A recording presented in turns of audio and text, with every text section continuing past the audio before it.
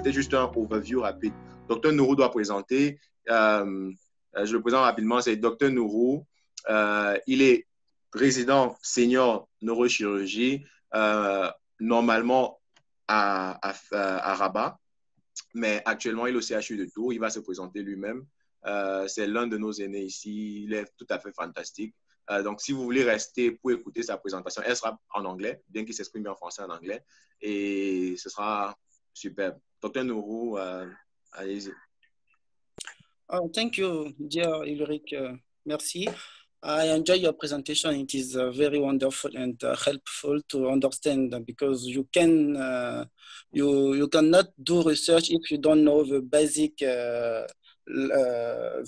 scale about statistics and wonderful. But I will just suggested you for another times if you can make for them little slide about retrospective studies or prospective study or analytic study. What is the what is the goals that you should know? Maybe that will be helpful for them easily. But it is nice to do overview about everything, and I appreciate it. And thank you very much for your presentation. For those who don't know me, I am Nouruddin Bankole. I come from Benin, but I am a resident senior in Rabat Center, referent of WFNS training of young African neurosurgeon. And actually, I am in CHU of Tours in France for internship and also associate research in laboratory of neuroanatomy of University of Tours. And nice to meet you, everyone. I should talk to you today about acute intervention about spinal disc disease.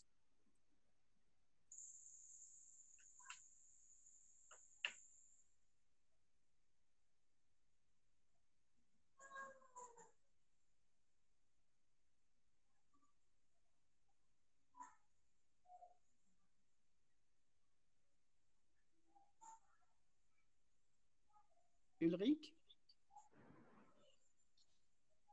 Oui, oui. How can I do? Okay, I think it is. Have you been able to share your slides? Yes, I think I should go off here. So you're connected on two devices? Yes, okay. Yes. Okay. Yes. Let me. You need to mute one, unless you will have this echo every time.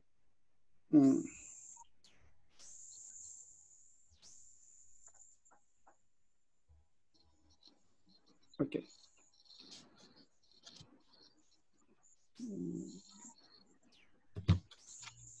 Okay. Okay, now you hear me? Loud and clear, yeah, perfectly. Yes.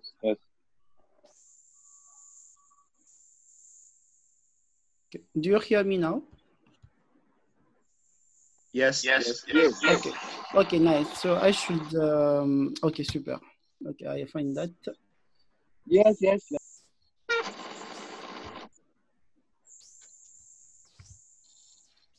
Okay, do you see my slide? Yes. Yes.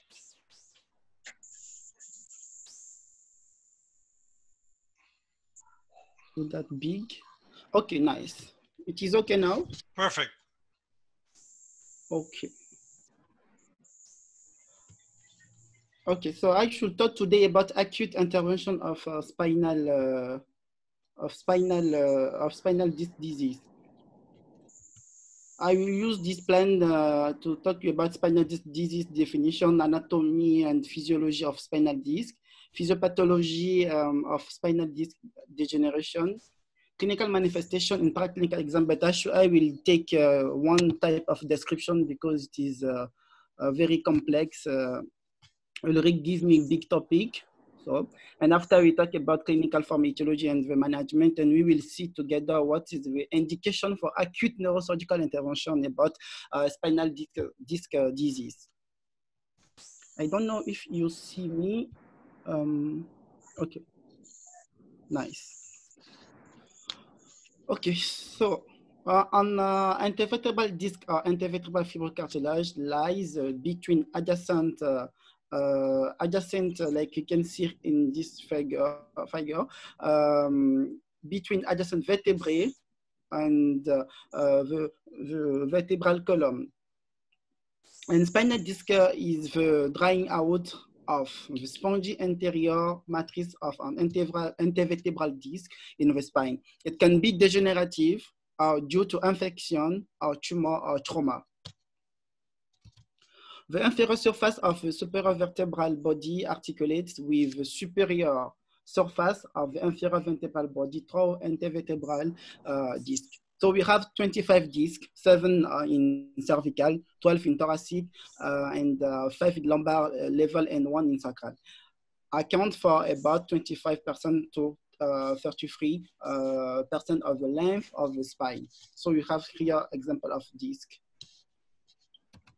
So what is about the anatomy? There is no intervertebral disc between C1 and C2 in cervical. You should know that. And 2 major ligaments support the intervertebral disc. It is the anterior longitudinal ligament, like you can see that here, is a broad band that covers the anterolateral surface of the spine from the foramen magnum in the skull to the sacrum. The ligament assists the spine in preventing hyperextension and prevent intervertebral disc herniation in the anterolateral direction. The posterior, like you can see here, the posterior ligament assists, longitudinal ligament cover the posterior aspect of the vertebral bodies within the vertebral canal and serves mainly to prevent a posterior herniation of the intervertebral disc and is therefore responsible for the most herniation being in the posterolateral direction. So intervertebral discs have 2 parts. We have the nucleus pulposus and have the annulus fibrosus. The nucleus pulposus contains water, H2O, chondroitin sulfate, collagen fibers, and the annulus fibrosus is the fibrocartilaginous lamella. They allow the spine to be flexible without sacrificing a great deal of strength. They also provide a shock absorbing effect within the spine and prevent the vertebrae from grinding together. What about the disc degeneration physiopathology? Result of a structural change, secondarily lower in water content. Favoring factor is the trauma, overweight and the age, member length inequality, spinal anomalies, transitional anomalies, and spondylolisthesis. But sometimes factors influence disc cell turnover. They can see here the lifestyle factor, aging, smoking, occupation, and the nutriment environment, and the genetic factor. So all this can influence the viability and the number of disc cells. The spectrum of pathogenesis of the degenerative change in the intervertebral disc. Loss and fragmentation of aggregate, greater amount of keratin sulfate with age, change in the distribution and type of collagen type 1 collagen in nucleus. So that will be done. We will have after that extracellular matrix structure. So we will lose hydration, failure of the structural framework. So all that should be performed because enzymatic activity and inhibition. No longer we have hydrostatically under load, this bulging under a load, we have stress along the end plate or in the annulus. Strong influence on other spinal structure affect disc function, predispose disc to injury. So we will talk about the sciatica physiopathology because I can talk about everything about today about the spinal disc disease because spinal disc disease can be degenerative, can be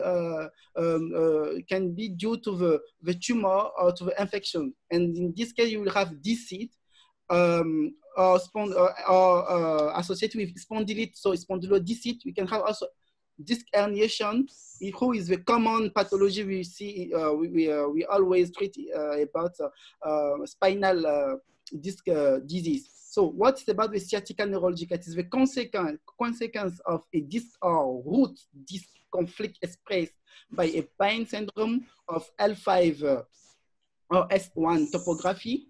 We can also disco-radicular conflict is due to the mechanical constraints, cracking of the fibrous ring, core expulsion or root compression or traction. I will take just the common for description type of common for sciatic of adult between 30 to 50. The start phase will have lumbar back pain during an effort, analgesic attitude, and segmental rigidity on examination, or you can have also episode of lumbago disappearance spontaneously or by medical treatment. Clinical manifestation, state of phase with examination affirm low back pain and determine the type. Back pain most often preceding sciatica. You should pay attention about this type because it is just in case of due to herniation, discal herniation. Back pain most often preceding sciatica. After, also after you will have radiculalgia united or bilateral, sometimes rocking. Sometimes it will be right, or sometimes it will be left side. So you should searching about L5 sciatica, foot lift deficit, to know if you have deficit about L5. S1 lumbar sciatica and foot extender deficit, and also you have to search about sphincteric disorder. You can see here the topography of L5. That's gone. Like how can I explain that? To the back, to the lumbar, and take this direction, quadriceps, and after antero-external of the jumper, and come down to the big foot one. You can see this topography. It is typically L5 sciatica, and here it is typically one extern direction topography to the plantar, and come to the small foot, and it is external topography. It is typically topography of pain of radiculalgia sciatica in S1 type.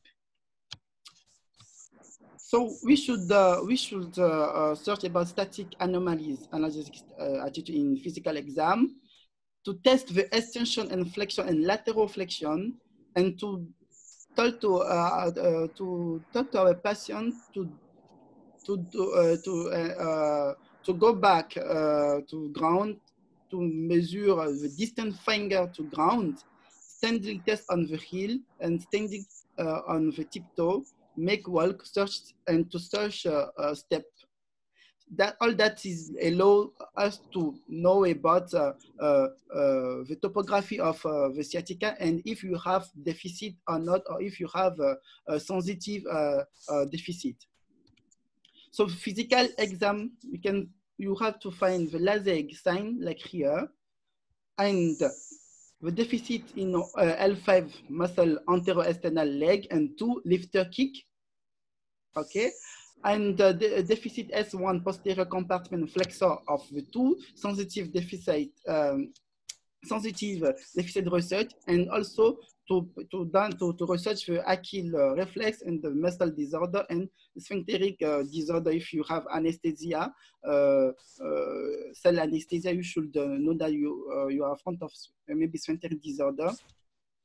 So what about the paraclinical examination? You have your patient, you made your diagnosis clinical. Yes, you have sciatica. You should perform. But nowadays, standard X-ray is not common useful. We perform directly CT scan, who is the master exam. You can see the herniation, like example here. You can see the herniation. Here it is an herniation between L5 and S1. With compression of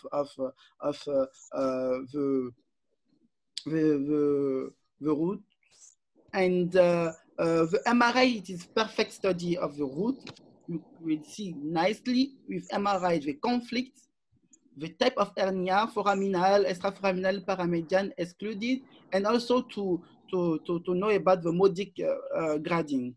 But sometimes we use electromyography because sometimes we don't have good correlation between clinical examination and paraclinical results. So sometimes EMG allow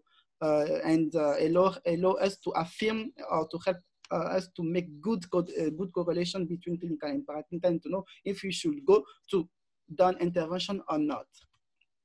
So here we see you have a sagittal MRI, and you see here clearly the herniation disc. And in axial view is important because in axial view we can see good the topography and the type of your hernia. Here you can see it's foraminal and it's come in contact of the racine, the root of the racine, and we have big compression here, so the nerves racine is not free. You can see here also here, and we should pay attention about the diagnosis differential, because sometimes you can have coxarthrosis who can mimicking the sciatica symptom, but to do the difference, you should use the Patrick and Bonnet maneuver. You should do adduction of maybe left leg to the right left, but come to the chest. Normally, we should not have pain, but sometimes we can have pain, and that's the make us know in the case of coxarthrosis, not sciatica. We have also gonarthrosis, phlebite, arteritis of the lower limbs, and also tumor caused like neurinoma. And neurinoma, it is very, very interesting to know that, because the back pain of neurinoma, it is typically at the night when the person is sleeping, and that make the patient to wake up. And also we can have also infectious causes like tuberculosis, bone causes, and also hysteria, simulation, many causes. But here, the clinical form about sciatica, it is an hyperalgesic sciatica, paralyzing sciatica, rocking sciatica, that is la sciatica bascule.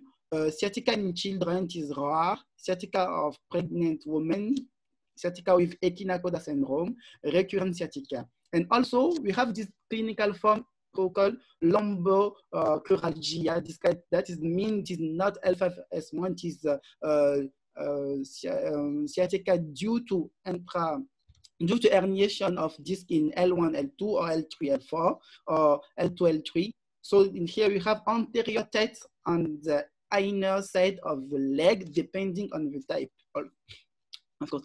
So the etiology, it is very, I use this table to classify that. If you have sciatic, radicular, maybe it is about just the spinal, maybe it is intrarachidian. So when the sciatic is mechanic, it is due to discal herniation, lumbar stenosis canal, or arthrose, or cyst articular posterior, or spondylolisthesis. When the pain is not mechanic, you should think about metastase vertebrae, maybe tumor like myelome, primitive tumor of spine, spondylodiscite, like I told you, infectious, like tuberculosis or non-tuberculosis, because not all the spondylodiscite who is tuberculosis. Some spondylodiscite can due to the germ, bacterian germ. And intrarachidian, it is about the epidurid, neoplastic epidurid, and plexus of troncula, it is about the metastase osseous, hematome, many causes. I will not talk, I don't want to make you confused, but we will just talk today about the discal herniation. So what is the management, the goals? Because our topic is acute intervention. Why we should do acute intervention? The goal is to make our patient pain-free, to lift the compression, because it is the cause of the pain, it is the compression. So we should lift the compression and we should avoid recurrence. So what are our means? Medical means it is analgesic, it is an anti-inflammatory drug, non-steroidal or steroid. We use sometimes also muscle relaxant and vitamin B. Physical means it is healthy lifestyle, strict bed rest, massage, physiotherapy, infrared, acupuncture, and gymnastic. The surgical method it is the discectomy. We go through two lambs. It is interlamery or sometimes we can do laminectomy, but it is hemilaminectomy. We do laminectomy when we have both sides of herniation to operate. And nowadays we have percutaneous nucleotomy, minimally invasive spine surgery, or endoscopy to go to remove the disc. So what is the indication for acute neurosurgical intervention? The first line medical and physical treatment, it is for 3 months. Normally, if you should have just pain, sciatica pain, without any deficit, without just pain, we should treat first line medically, 3 months. If medical treatment fails, we should go to do intervention. If you have sciatica hyperalgesic, that is mean. It is very important to know this term of hyperalgesic sciatica. That means you use morphine, you use the top degrees of analgesic, and your patient is not pain-free.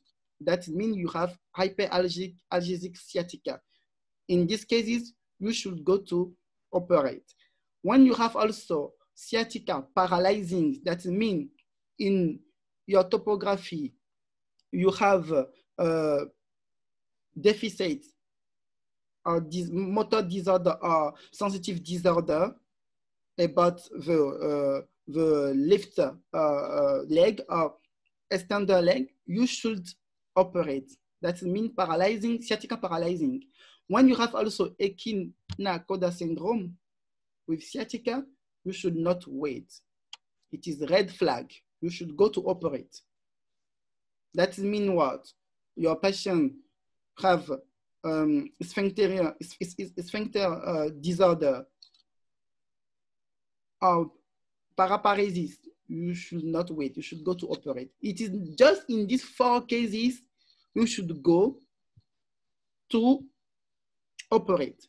If you are not in these 4 cases, please don't go to operate herniation of disc. You will go to do many damage. So just in these 4 cases, that is important to do good correlation, good correlation between clinical and paraclinical, okay? And to be sure that your person receive medical and physical treatment for 3 months before to go to operate. Or if you are in the case of hyperalgesic sciatica or sciatica paralyzing or sciatica with Echina-Coda syndrome, okay, in these cases, you should go to operate. So the indication of acute intervention spinal disc disease is clear. We should not go to acute intervention for all spinal disc disease. It depends on the clinical and paraclinical presentation, and the purpose of the surgery is to relieve pain and to avoid recurrence and complication. And acute intervention without indication provide more than 90% of complication.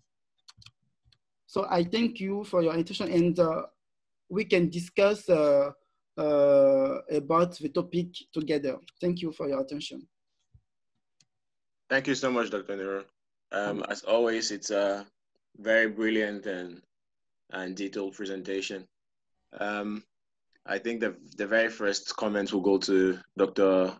Kabulo. Dr. Kabulo, do you have any comments? Yes, Dr. Illich. Okay. Yes, yes. Dr. Nuru, thank you for your presentation.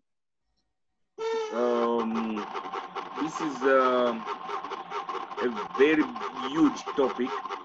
I think maybe next time we have to share that topic, just talking about lumbar disc or thoracic disc or cervical disc, and just like presentation of that disc can be a topic, and management of that disc can also be a topic. When do we do surgical intervention? When do we do conservative treatment? Is it L5S1 disc? Is it L1, L2 disc? It depends at the level of where the disc is. Then you decide on the treatment. So I wanted just to ask a question. Did you come across some red flags about lumbar disc? Thank you, Dr. Kablo, for your comment. You want to know if you have we use the red flag for lumbar disc herniation? Yes. Yes, of course, yes. In the case of Echinacoda syndrome, it is red flag. We operate immediately. We don't wait. If you have Echinacoda syndrome, you should go to operate. Or if you have also, but it is in some case, if you the deficit of your, anyway, you will operate if you have deficit. But the deficit, it is not in all case of deficit, that means you have red flag. Because sometimes person can come with deficit, and the deficit, it is not acute. Maybe it is person, you can see person who come after maybe 1 month with his deficit. That's not mean it is red flag. You should go to operate and to hope with physiotherapy after surgery, person will be recovery. But the red flag in this in the herniated disc herniated lumbar disc herniation, the red flag, it is on cases of Echinacoda syndrome with sciatica. We should go to operate. And also in the hyperalgesic sciatica, you use everything, but you don't have pain free. Your patient still have pain with morphinic. You should go to operate. I think this topic, it is very complex, but I choose just one type of description that we usually treat. But you have to know also, it is not just in lumbar. We have this. We can have in cervical. We can have in stage of cervical myelopathy, cervical arthrosic. And it is not all. It is not in all cases just degenerative, because also you can have trauma. Because that can be due to the trauma, that can be about the tumor or about the infection. So in this case, we go to operate, and it depends also in the type of the etiology. It depends in because if I will take just one example, you know, if you agree with me, Dr. Kablo, about Pottic disease, pot disease, it is not all people you will operate. If you have pot disease without deficit, just maybe back pain, we should just maybe do biopsy and to treat with chemotherapy anti-tuberculosis, and it will be okay. But when you will have a neurological disorder, of course, yes, we will go to operate. And also, it is not the same thing we will do. It depends the type of the lesion, the type of the clinical type. So today I choose to talk about sciatica. Thank you, Dr. Nuru. You did a really great job on a very broad topic. But you definitely touched the emergency, and I think for those who are who wish to be neurosurgeons here, or who actually take care of neurosurgery cases at the emergency, because we have a lot of medical students here. I think that's the most important. You did a really great job on the clinical evaluation of patients, So yeah, yeah, and obviously we will going forward we'll be able to get into the more detailed presentations on more specific cases. But that was wonderful. Okay, thank you. thank you so much, Dr. Do you Nuru, have any for question, everyone? your answer. So, Dr. Ilrik, I have a suggestion. Yes, Dr. Kabulo. Okay, I don't know if two of our medical students can Yes. help us. So one can talk about what are the red flags. Yes. Okay. We'll set that up.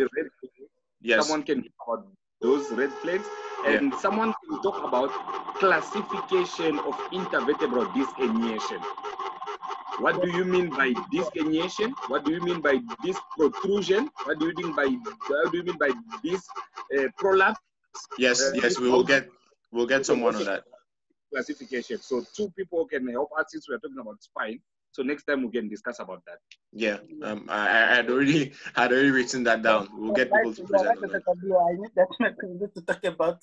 Yes, you are right. You are right. Yes, I just talk about radiological. Foraminal and paramedian and extraforaminal type, but also the modic grading also, modic 1, modic 2, modic 3. But it is okay. Thank you, everyone. But I don't know if it is clear for you clinically. You can do the diagnosis of sciatica, the type of sciatica, and to don't confuse with the lumbocuralgia. I don't know if you understand me, everyone. I think I have here Samuel. I don't know them. Nice. You do a good job, Ulrich. We have many people with us now. Marvin and but Zolo, it is my brother. Well, we hope we can get. Yes, Zolo, I was missing that smile. Zolo, yes, how are you? So those guys. Here it is not like in Africa. Here it is so. I think Zolo was doing his internship, so he was. That's why he wasn't around. So yeah, I'm still on internship even, and it's quite stressful and a lot demanding. But by God's grace, you're pushing for it, and it's really cool. But I'm finishing like in 5 weeks. Then I think I'll be a bit nice. more available. Yes. Awesome, great. You guys so much. Great. I hope you don't mind, Dr. Nuru. I've received a few questions again on the research part. I want to use a bit of this time to try and answer the rest of the questions. Maybe I'll have some question on Dr. Nuru's presentation before, if you. Oh, okay. Go ahead. Yeah. Well, I have two questions. One on the diagnosis. Well, we know the disc bulges when there is pressure, but we do our CT scan and MRI on the patient is on decubitus. If you want, you can speak French. If it is easy for you, you can speak French. It is okay. No. Don't worry. Mm-hmm. Okay. So, the patient is lying. Le patient est couché durant l'examen. Oui. Donc, lorsqu'on fait le scanner, l'IRM, parfois on ne fait pas le diagnostic, pourtant on a un examen clinique qui est fort suspect d'une hernie discale où on a des signes vraiment sévères. Mais à l'examen imagerie, on ne trouve rien. Dans ce cas, qu'est-ce qu'il faut faire? Est-ce que seulement sur la base, dans la présentation, vous avez parlé d'électromyographie, d'EMG, est-ce que ça suffit pour, par exemple, aller à un traitement chirurgical? La deuxième question sur le traitement, there is a multi-center US spine patient outcomes research trial. Oui. Evaluated the outcome following early surgery on disc herniation and late surgery with conservative treatment with late surgery. And they found their results were that there is a significant good outcome with early surgery. So I don't know if nowadays the 3 months delay of conservative management is still up to date. I mean. Okay. If you want, I will answer you in English, but I think maybe in French you will understand better. It will be better. Okay. Il y a quelque chose il faut savoir, c'est-à-dire lorsque tu examines un malade, rassure-toi vraiment que les signes cliniques que tu as à ton examen physique sont réels. D'accord? C'est-à-dire aucun doute. C'est-à-dire que tu as vraiment une sciatique. D'accord? Par exemple, on va dire de type L5. D'accord? Tu as une sciatique de type L5 qui est là, qui est hyper allergique. Le patient te décrit vraiment le territoire, la topographie. Tu es sûr que c'est une sciatique de type L5. Peut-être à droite. D'accord? Et puis, tu fais un scanner. Et puis, tu ne retrouves rien au scanner. Bon. Après, qu'est-ce qu'il faut faire? Si au scanner, tu retrouves rien, tu peux faire ton IRM. Et à l'IRM aussi, tu ne retrouves rien. C'est-à-dire qu'il n'y a pas d'hernie discale. Et c'est-à-dire vraiment, tu es sûr et certain que c'est vraiment une sciatique et que ce n'est pas une coxarthrose. Parce que des fois, tu peux avoir une coxarthrose ou bien juste de l'arthrose et ça va mimer en fait une sciatique. Tu vois? Dans ce cas, normalement, sur ton scanner, tu peux ne pas avoir d'hernie, mais tu verras en fait des signes d'arthrose, des becs ostéophytiques, vraiment tu verras que tu as peut-être un rachis ostéoporotique. D'accord? Peut-être que tu n'auras pas d'hernie, mais c'est plutôt un rachis ostéoporotique avec de l'arthrose. Voilà, ça peut mimer effectivement, comment dirais-je, ça peut mimer en fait une sciatique. Et aussi, la coxarthrose, il faut faire attention aussi, ça peut mimer aussi une sciatique. Et là, c'est ton examen clinique. C'est là où je vous parlais en fait de la manœuvre de Patrick Bonnet. D'accord? Pour différencier. Maintenant, le moment où le MG nous aide, c'est lorsque, par exemple, tu n'as pas une corrélation clinique et paraclinique vraiment significative, d'accord? Pour être sûr que oui, le patient souffre vraiment du côté droit ou du côté gauche, ou vraiment oui, ton hernie discale, effectivement, il est conflictuel et que ça fait la racine est vraiment souffrante. Parce que des fois, tu peux faire l'IRM et ne pas vraiment avoir un conflit, parce que par exemple, pour des hernies discales paramétriques, des fois, tu peux ne pas avoir un contact direct avec la racine, tu vois. Des fois, l'EMG nous aide à spécifier, en fait, oui, effectivement, telle racine souffre. Et des fois, ça permet aussi de corriger le diagnostic. Parce que des fois, tu peux avoir juste, en fait, des neuropathies, d'accord, diabétiques, d'autres types de neuropathies, d'accord. Et l'EMG te permet de le confirmer pour te dire que oui, effectivement, tu n'es pas dans un cadre de conflit disco-radiculaire. C'est plutôt, en fait, un truc de neuropathie. Donc, l'EMG te permet de corriger soit ton diagnostic ou de te permettre de connaître exactement la racine qui souffre. Parce que des fois, il y a des patients qui vont te raconter que oui, eux, ils ont une lombo-sciatique S1, alors qu'à l'IRM, tu as en fait qu'on appelle un hernie discale en S1. Tu vois, tu te dis, mais c'est pas possible. Comment est-ce qu'il aura en fait une hernie discale de type, c'est la racine S1 qui est comprimée à l'IRM, mais le patient, cliniquement, me raconte me parle d'une sciatique qui est plutôt L5. Le MG te permet de confirmer cela si c'est vraiment la racine S5 qui est touchée ou si c'est vraiment la racine S5 qui est touchée. C'est dans ce cadre. Maintenant, pour la question que tu poses par rapport en fait, pour est-ce que le fait d'observer le patient pendant 3 mois est toujours d'actualité? Alors, c'est d'actualité parce que les cas pour opérer sont vraiment très clairs de nos jours. Si tu as une hernie discale qui est hyper allergique, c'est-à-dire que le traitement médical ne fonctionne pas, d'accord? Et le patient est hyper allergique, je dis bien hyper allergique, et tu pars, c'est pas moi, il y a le paracétamol, il y a la codéine, après tu as le tramadol, après tu passes, comment dirais-je, à la morphine, au dérivé morphinique qui est à la morphine. Si après avoir utilisé, même à la corticoïde, hein, si après avoir utilisé toute cette cascade de thérapie médicalement pour soulager la douleur de ton patient, c'est-à-dire que c'est un patient qui n'est pas déficitaire, on est d'accord. Juste en fait la douleur, la sciatique hyperalgique. Tu as dépassé cette étape, tu n'attends pas 3 mois non plus, non. Dans ce cas de figure, tu peux pas opérer de ce patient. En étant sûr effectivement que sur ton IRM, tu as quelque chose à aller enlever, parce que ça ne sert à rien d'aller ouvrir le dos d'un patient alors que et puis tu ne trouveras rien du tout. Bien entendu, parce que des fois, il y a des patients qui font des conversions. Donc, il faut vraiment faire la part des choses. On est d'accord. Ça, c'est le cas où, oui, tu ne peux pas attendre 3 mois. Ou bien quelqu'un qui vient déjà, qui est en train d'installer un déficit, tu ne vas pas attendre, tu vas l'opérer. Ou bien il vient d'emblée avec un syndrome de la queue de cheval, tu ne vas pas attendre, tu vas l'opérer. Maintenant, si éventuellement tu n'es pas dans ces cas de figure et que c'est juste des douleurs modérées quand même, qui est liée en fait effectivement à une hernie discale, qui est là, radiologique, enfin, sur l'imagerie, parce qu'il ne faut pas juste traiter aussi les images, il y a aussi la clinique. Parce que souvent, avec le traitement médical, comment on appelle, de la kinésithérapie, de la rééducation, les patients se sentent mieux parce que ce n'est pas forcément, c'est pas tous les hernies discales qu'on opère.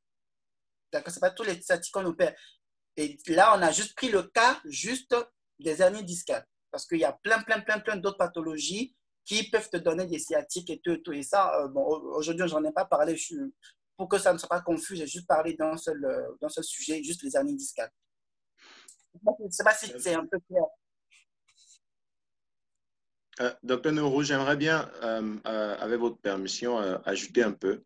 Oui, Déjà, le docteur Nourou parlait principalement des urgences neurochirurgicales pour ce qui est de la pathologie du rachis.